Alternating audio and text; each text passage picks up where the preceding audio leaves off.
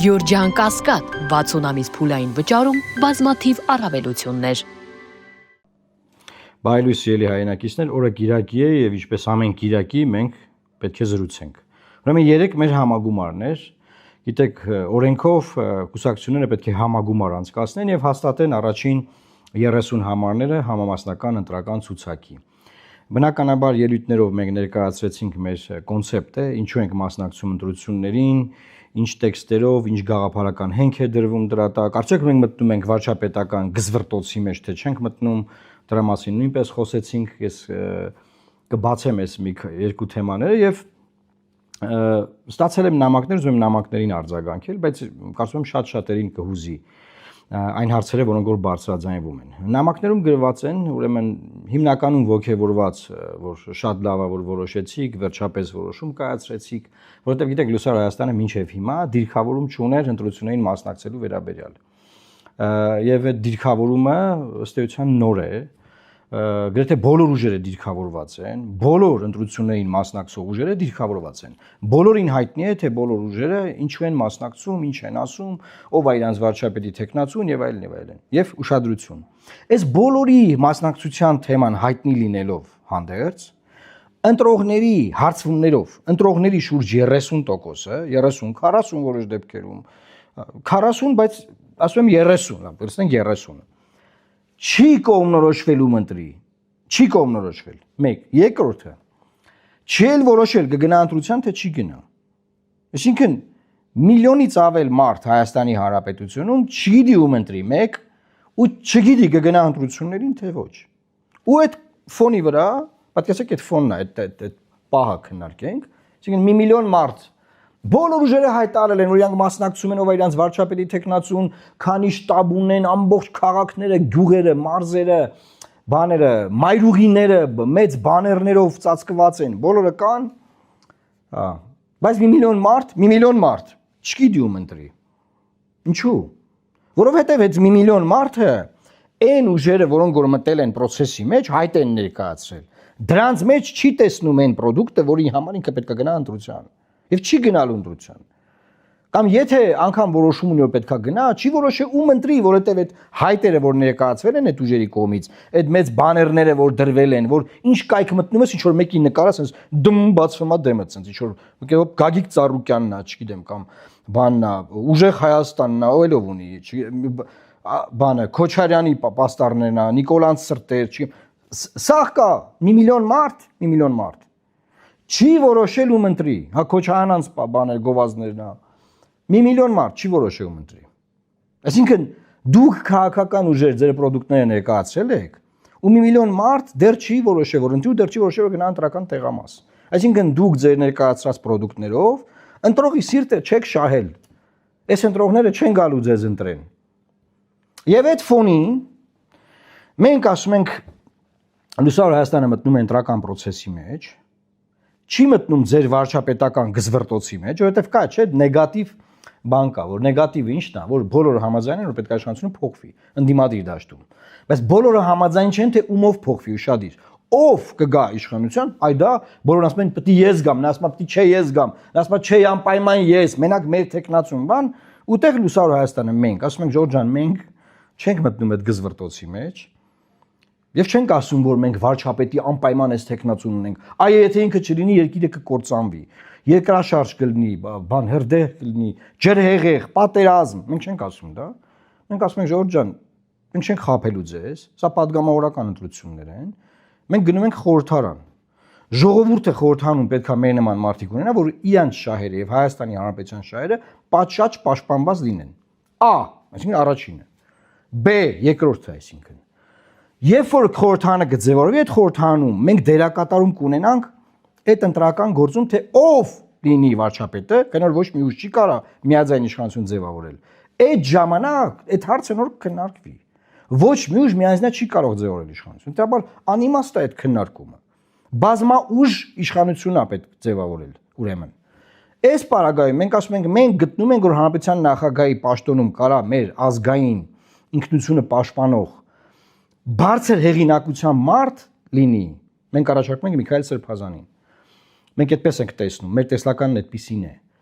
որի շուրջ կարա լինի կոնսենսուս ընդդիմադիր դաշտում։ Նայեք, վարչապետի տեխնացուի շուրջ կոնսենսուս չկա, նախագահի տեխնացուի շուրջ կոնսենսուս կարա լինի։ Եվ այս հարցը մենք ենք մտցրել օրակարգ։ Որովհետև նախագահի ինստիտուտը գործադիր ինստիտուտ չի, լծակներ չունի, եւ նախագահի ինստիտուտը գործում է հեղինակության վրա։ Եթե նախագահան օրինակ հեղինակություն չունի, փալասա, ոչ մի բան չի կարանի, չի կարա հակակշռի, փոխզսպի, վերահսկի, ՍԴ-դիմի, ազգային ժողովին հսկի, դատական իշխանությանը, եթե նախագահան հեղինակավոր մարդ է, ձեռը կխփի սեղանին իր հեղինակությամբ, ոչ թե սահմանադրական լիազորություններով, գզվրտոց է երկրում կդադարի։ Մեր տեսլականը սա է, ու երբ որ դա կլինի, երբ որ մենք կարողանանք հանգել այս կոնսենսուսին, վարչապետը ուղղակի մեկնավորը, որ գործադիր իշխանության ղեկավարը, այդ հարցը հեշտ կլուծվի, կորոշվի։ Հետաբար մենք չենք մտնում այդ գզվրտոցի մեջ։ Հիմա հետ գամ մեզ գրած հարցերին։ Մի 50 նամակ եմ ստացել, 4-5-ը գրելա, որ բայց դուք կարող եք ձայները, չգիտեմ, փոշիացնեք, դուք կարող եք չանցնեք։ Ժորժ ջան, նախ մենք ուսումնասիրություններ ունենք, մենք անցնում ենք։ Մենք ոչ մի բան չենք արել, չենք հայտարարել, որ ընտրություններին մասնակցելու ենք։ Այնքան էլեկտորալ հնարավորություն ունենք, որ եթե սկսում ենք, անցնում ենք։ Հիմա մենք արդեն սկսել ենք, ուրեմն անցնելու ենք։ Այս մեկ, այսինքն հենց մենք որոշենք, որ մենք մասնակցում ենք ընտրություններին, մեր անձեռնությունը փոխվում է։ Մինչև այդ մենք ոչ մի բան չենք որոշել։ Մենք միայն ասում ենք ընդդիմադիր դաշտում աշխատանք տանենք, որ մեծ կոնսոլիդացիա լինի, որը ընդդիմադիր ուժերի չմիավորման արդյունքում դա չի եղել, չեղավ դա, մինչև մեր հայտարարելը։ Հիմա երբ որ մենք տեսնում ենք, որ 30-40% մարդ, այս բոլոր ուժերը, որ հայտարարել են մասնակցում են, չի կողմնորոշվել ում գնա ընտրի, ու չի կողմնորոշում, ում գնա ընտրի։ Ասում ենք Ժողովուրդ ջան, ուրեմն պետքա մենք էլ մասնակցենք անպայման, մենք մեր մեջ ենք էլի դա քննարկել, որ մեր ընտրողին չթողնենք միայնակ, մեր ընտրողը ունենա պրոդուկտ, քաղաքական իրական պրոդուկտ, գնալ ընտրական տեղամաս եւ ընտրելու մեզ, սա մեկ, եւ երկրորդը, որ մենք պարտադիր այդ խորհրդանում ներկայացվածնենք, որ կարողանանք հակակշռող դերակատարում ունենալ։ Մենք չենք կարող մեծամասնություն լինել։ Ես չեմ կարող խաբել մարդկանց, ստել, ոնց որ հիմա ստում են շատ-շատերը։ Բայց մենք կարող ենք ունենալ պատշաճ ներկայացվածություն խորհրդանում, որը բավարար կլինի ազդել այլանդակությունները կանխելու համար, կապ չունի որ ուժը այդ այլանդակությունը կանի, նախկինները թե ներկաները, եւ երկրորդ ազդել ապագա իշխանության ձևավորման վրա, որպես հակակշռող փոխզբող ուժ, մեր նախագահի տեխնացուով։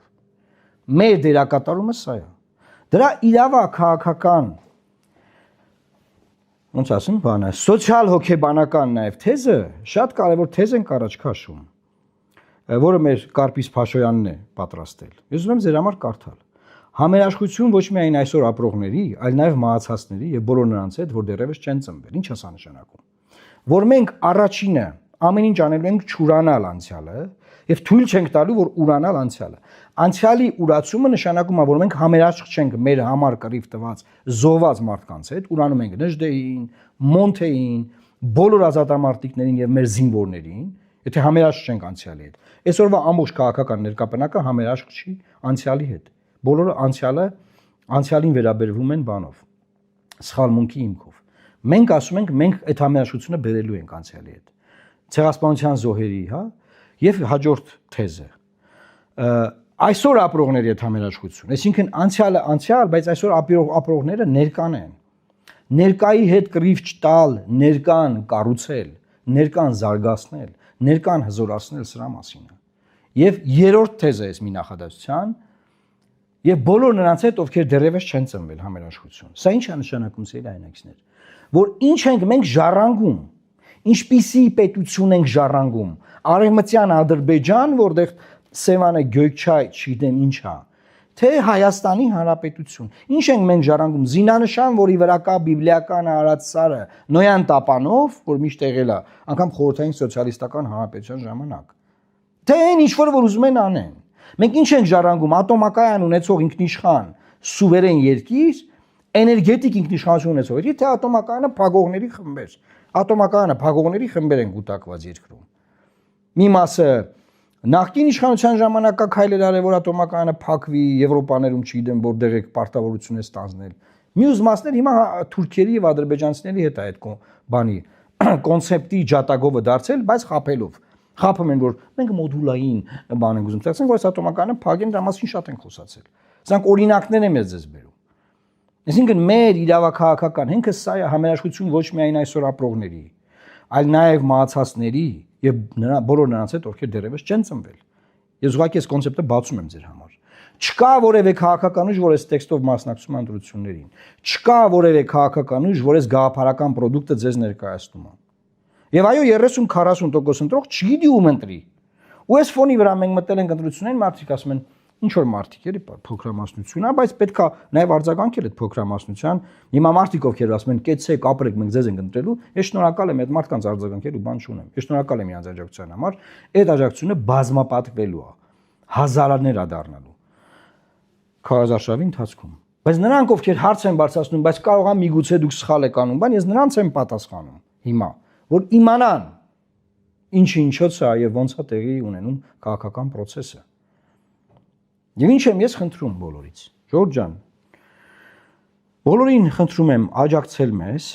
մեր մեդիա պրոդուկտը տարածելով։ Առաջի բանը դա է։ Շատերը գրում են, ինչ անենք հիմա ձեր համար։ Կարող եք ֆինանսական ներդրում ունենալ քարոզարշավում, որը կբազմապատկի մեր մեդիա պրոդուկտի տարածումը, գովազդային։ Բայց բացի ֆինանսականը, ել ինչ անենք ասում են ձեր համար։ Տարածեք այս նյութերը, խոսեք մարդկանց հետ, զրուցեք նրանց հետ, ասացեք, որ կա նման օրակարգով քաղաքական այս process-ում մասնակից ուժ, բարձա որ մեզ բոլորը գիտեն, դա բարձ է, բայց process-ում այս օրակարգով մասնակցելու մասին մենք 3 ենք հայտարարել եւ բազմապատկեք դրա էֆեկտը 10-ը դարձրեք 100, 100-ը դարձրեք 1000, 1000-ը դարձրեք 10000, 10000-ը դարձրեք 100000, բազմապատկեք այս էֆեկտը, որովհետեւ եթե այս ճանապարհով մենք չգնանք, այն ինչ որ մենք հիմա անում ենք, ես ձեզ ասում եմ, խայտառակ բաներ են տեղի ունենալու։ Օրինակ 3 բացահայտվել է, որ քաղաքացիական պայմանագիրը հունիսի 8-ին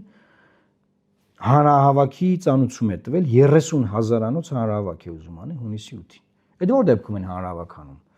Հաղթելու, դե պարտվելու։ Հետարքիր է, չէ՞։ Բայց հունիսի 8-ին հանրահավաքը հրավիրել քաղաքացիական պայմանագիրը։ Ուշադիր եղեք ժողովուրդ ջան, այս ամեն ինչը հենց այնպես չի տեղի ունենում։ Եվ պնդում եմ, որ քաղաքական հայտ ներկայացած քաղաքական ուժերը չեն կարողացել բավարարել ընտրողների պահանջմունքները։ 30-40% ուժ չգիտի գնա ընտրության թե չէ, չի որոշել ու չի որոշել որ ում ընտրի։ Դա համար այդ ընտրողի համար կա մեր առաջարկած ապրանքը, որ առաջարկում ենք ես, Կարպիս Փաշոյանը, Շուշան Ավագյանը եւ մեր ցուցակի մնացած падգամավորի տեխնացուները եւ մեր քաղաքական միավորի բոլոր ներկայացները, Գևորգ Գորգիսյանը, մեր բոլոր թիմակիցները։ Սա ես ուզում ձեզ ասեմ, սիրելի հայրենակիցներ։ Տարածեք եւ Աստված պահապան Հայաստանի Հանրապետությանը։